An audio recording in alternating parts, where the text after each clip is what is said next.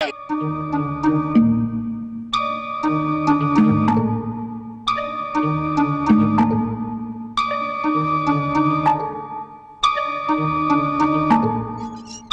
நம்ம புது மேனேஜர் சினிமால நடிக்க போறாரா? எக்ஸ்பிரஷன்லாம் சூப்பரா கொடுத்திருக்காரு. இந்த மூஞ்சிக்கு டைரக்டர் சங்கரும் ரவிக்குமாரும் நீனு போட்டி போட்டுக்கிட்டு சான்ஸ் கொடுக்க போறாங்க. மெண்டல் சார் அது. மெண்டலா? ராத்திரி என்னவெல்லாமோ தனியா பண்ணிக்கிட்டு இருந்துச்சு. அதுக்கே தெரியாம இந்த போட்டோ எல்லாம் எடுத்துட்டு வந்துட்டேன். மெண்டல்னு சொல்லக்கூடாது வடிவேலு. இது ஒரு வகையான ஹாலுசினேஷன்.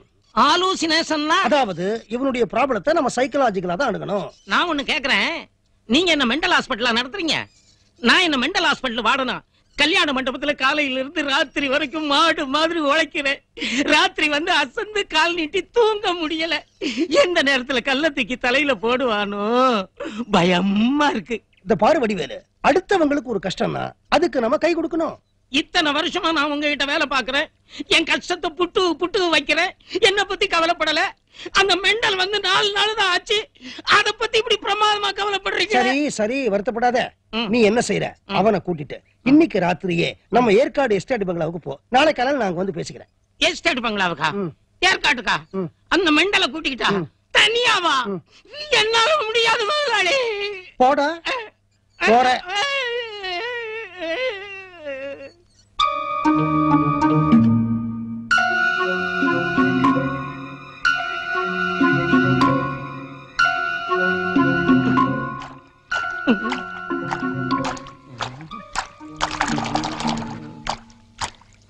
சிகாமணி சார், சிகாமணி சார், எங்கேயோ சர்ரு சர்ருன்னு சத்தம் கேக்குது சார். சிகாமணி சார், சிகாமணி சார், இந்த மெண்டல் நடராத்திரில எங்க போயிடுச்சு?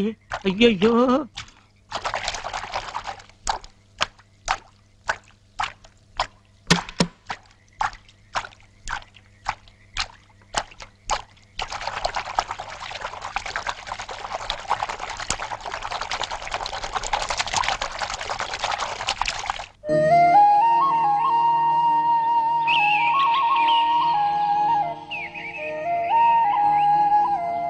சிகாமணி, இந்த மலை, இந்த எஸ்டேட், இந்த சரௌண்டிங், இந்த அட்மாஸ்பியர் இதெல்லாம் உனக்கு பிடிச்சிருக்கா? ரொம்ப பிடிச்சிருக்கு சார்.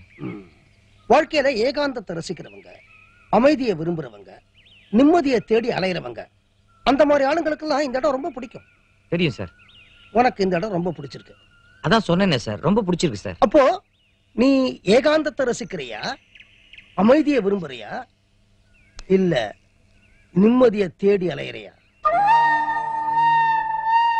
ஒரு கல்யாண மண்டப மேனேஜருக்கு 42 வயசு வரைக்கும் கல்யாணம் ஆகலைன்னா அது அபசகுனம். அதனால உன்னை வேலையை விட்டு நிறுத்துறதா முடிவு பண்ணிட்டேன். சார் கவலைப்படாதப்பா, அதுக்கு பதிலா இந்த எஸ்டேட்டுக்கு உன்னை மேனேஜரா போடுறேன். ரொம்ப தேங்க்ஸ் சார், ரொம்ப தேங்க்ஸ் சார். என்ன ரொம்ப தேங்க்ஸ் ரொம்ப தேங்க்ஸ்ங்கிற? கல்யாண மண்டபம்னா நல்ல நாள் கல்யாணங்கள்ல 500-600 பேர் வருவாங்க. உனக்கு தெரிஞ்சவங்க வருவாங்க, வேண்டப்பட்டவங்க வருவாங்க. அவங்க உன்னை பார்ப்பாங்க. அது உனக்கு பிடிக்கல, அது உனக்கு வசதி இல்ல. ஆனா இந்த எஸ்டேட் மேனேஜரா இருந்தா கண் காணாத இடம், யாரும் உன்னை பார்க்க மாட்டாங்க. அது உனக்கு வசதி இல்லையா? ஏன்னா வாழ்க்கையில நீ நிம்மதியை தேடி அலையறவன். இந்த பெண்கள் தலைக்கு போடுவாங்களே துணி ரப்பர் பேண்ட், அது எப்படி உன் பேட்டிக்குள்ள வந்தது? அங்க யாரும் இல்லப்பா, இங்க பாரு. ஆமா, கல்யாண மண்டபத்துல தினம் ராத்திரி நீ ஃபுட்பால் ஆடுறியாமே, யார ஃபுட்பாலா நினைச்சு எட்டி உதைக்கிற நீ? இங்க பாருப்பா, நேத்திக்கு ராத்திரி கூட இந்த மலவாசஸ்தலத்துக்கு வந்து 12 மணிக்கு தயிர் கடைஞ்சியாமே, யார தயிரா கடைஞ்ச? அந்த போட்டோஸ் இந்த போட்டோஸ்லாம் யாரு பாரு, எல்லாம் உன் போட்டோ தான். மென்டல் மாதிரி நீ பிஹேவ் பண்ணிருக்கிற. உனக்கு தெரியாம என் ஆளு போட்டோ எடுத்திருக்கிறான். என்னப்பா அதெல்லாம்?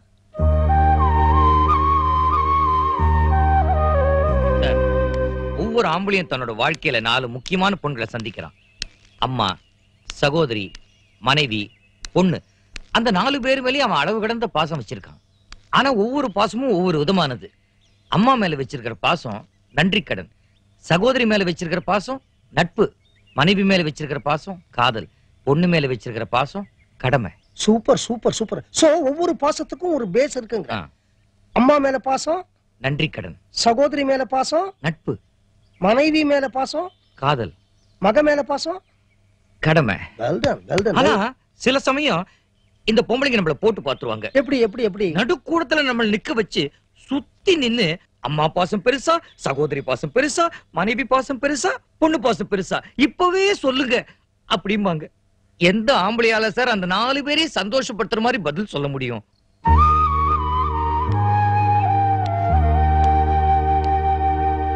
முதல்ல அம்மா பெத்த அம்மாவை நடுத்தருலயோ அநாத ஆசிரமத்திலயோ விட்டுட்டு சந்தோஷமா இருக்கிற ஆயிரக்கணக்கான ஆம்பளைங்களை நீங்க காட்டலாம். ஆனா ஏழையா இருந்தாலும் பெத்த தாய்க்கு கூழோ கஞ்சியோ சாகர வரைக்கும் ஊத்திட்டு அவ செத்த பிறகு கொள்ளி வச்சுட்டு வருஷா வருஷம் திதியோ தவசமோ கொடுக்கிற கோடிக்கணக்கான ஆம்பளைங்களை என்னால காட்ட முடியும் சார்.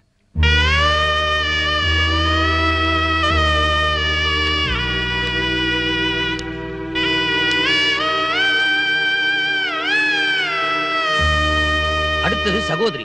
நம்மளோடயே கூட பிறந்தவங்க, நம்மளோடயே வளர்ந்தவங்க. யாருக்கோ தாரவாத்து கொடுக்கிறோம், எங்கேயோ வாழ்க்கப்படுறாங்க. அதுக்காக நம்மள தூக்கி வளர்த்த அக்காவை மறந்துட முடியுமா? இல்ல நாம தூக்கி வளர்த்த தங்கச்சி தான் மறந்துட முடியுமா? அவங்கள மறந்துட்டு இருக்கிற ஆயிரக்கணக்கான ஆம்பளைங்களை நீங்க காட்டலாம்.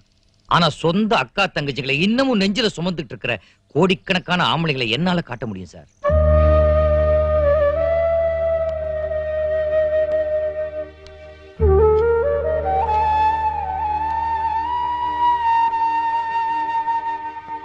அடுத்தது மனைவிக்கு வரேன். ஒரு நிமிஷம். என்ன சார் இது?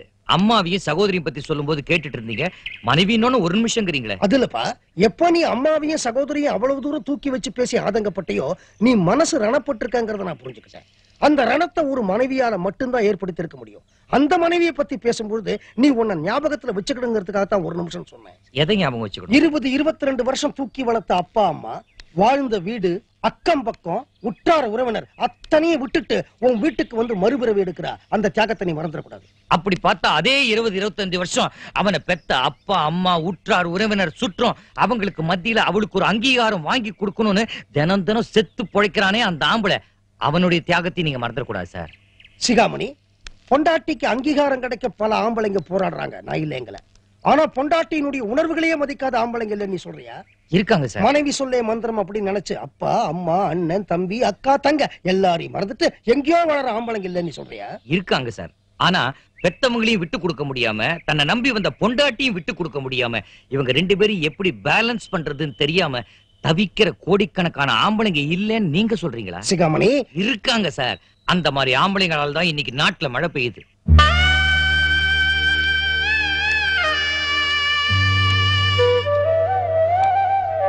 சார், ஒவ்வொரு குடும்பத்திலயும் ஆளுங்கட்சி இருக்கு, எதிர்கட்சி இருக்கு. யார் யார கவுப்பாங்கன்னு யாராலையும் சொல்ல முடியாது. யாரும் யாரோடையும் ஒத்து போக மாட்டாங்க. காரணம் ஈகோ, பொசசிவ்னஸ். சிகாமணி, இந்த விரல தாய் நினைச்சுக்க. இது சகோதரி, இது மனைவி, இது மகள். இவங்க 4 பேரையும் தனித்தனியா விட்டா சில ஆட்டங்கள் இருக்கலாம். ஆனா ஆம்பளைங்கிற இந்த கட்ட விரல் இவங்க 4 பேரையும் அன்பால இப்படி பிடிச்சு வைக்கணும்பா. கட்ட விரல் ஒடிஞ்சிரும் சார். முடியாது. முடியும். முடியாது சார். நீ பொம்பளைகளோட ஒரு சைடை தான் பாத்திருக்க. அவங்களுக்கு எல்லா சைடும் ஒரே மாதிரி தான். You are wrong. I am right.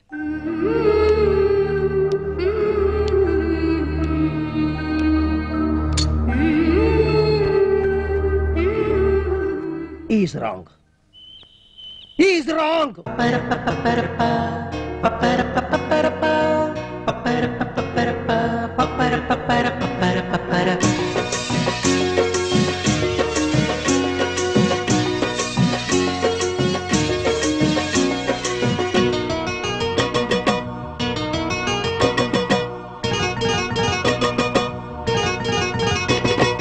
ஆம்பளைக்கு தண்டனையே திருமணம்தான், அந்த தண்டனையும் ஒரு விதத்தில் தனி சுகம்தான்.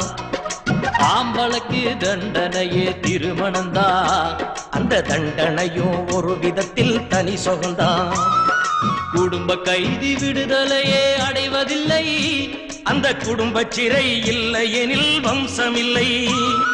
குடும்ப கைதி விடுதலையே அடைவதில்லை, அந்த குடும்ப சிறை இல்லை எனில் வம்சமில்லை. ஆம்பளைக்கு தண்டனையே திருமணம்தான், அந்த தண்டனையும் ஒரு விதத்தில் தனி சுகம்தான்.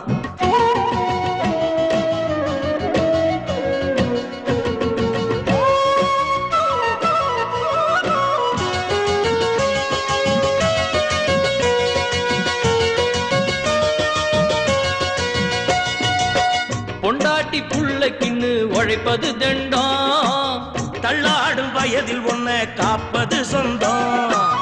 செத்து செத்து பொழைப்பதுதான் குடும்ப பந்தமே, வெட்ட வெட்ட தழைக்கும் கொடி தொப்புள் பந்தமே. இடியாப்ப சிக்கல் இது எப்பவுமே தீராது, குடியாத்தம் நீ இருந்தா கோயம்புத்தூர் மாறாது. ஆடடா வம்பு எதுக்கு, உங்க தத்துவம் போதும் விட்டுடுங்க. ஆம்பளைக்கு வெகுமதியே திருமணம்தான். அவ வெகுமதியா தலைவலியா எனக்கு இல்ல சார் தெரியும். ஆம்பளுக்கு தண்டனையே திருமணம் தான், அந்த தண்டனையும் ஒரு விதத்தில் தனி சுகந்தான்.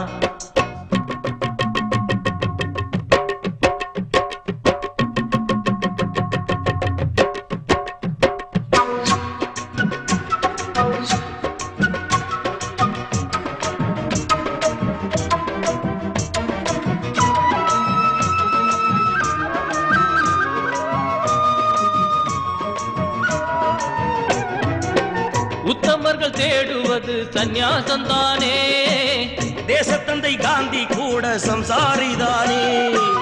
வம்பு பண்ணு உங்க பேச்சு வரட்டு வாதமே, தம்பி நான் சொல்வதெல்லாம் வாழ்க்கை வேதமே. ஆழமுள்ள கடல் இது மூழ்கத்தான் வேணுமா, மூழ்காம கரையில் நின்னா முத்துதான் கிடைக்குமா. நாய்வால் அத நிமித்த நீங்க நடத்தும் பாடம் போதுமுங்க. ஆம்பளைக்கு லாட்ரி பிரைஸ் திருமணம்தான். லாட்டரி பிரைஸா? அவளால நான் லாட்டரி அடிக்கிறேன் சார். ஆம்பளைக்கு தண்டனையே திருமணம் தான், அந்த தண்டனையும் ஒரு விதத்தில் தனி சுகந்தான். குடும்ப கைதி விடுதலையே அடைவதில்லை, அந்த குடும்ப சிறை இல்லை எனில் வம்சமில்லை. குடும்ப கைதி விடுதலையே அடைவதில்லை, அந்த குடும்ப சிறை இல்லை எனில் வம்சமில்லை. ஆம்பளைக்கு தண்டனையே திருமணம் தான், அந்த தண்டனையும் ஒரு விதத்தில் தனி சுகந்தாங்கண்ணா.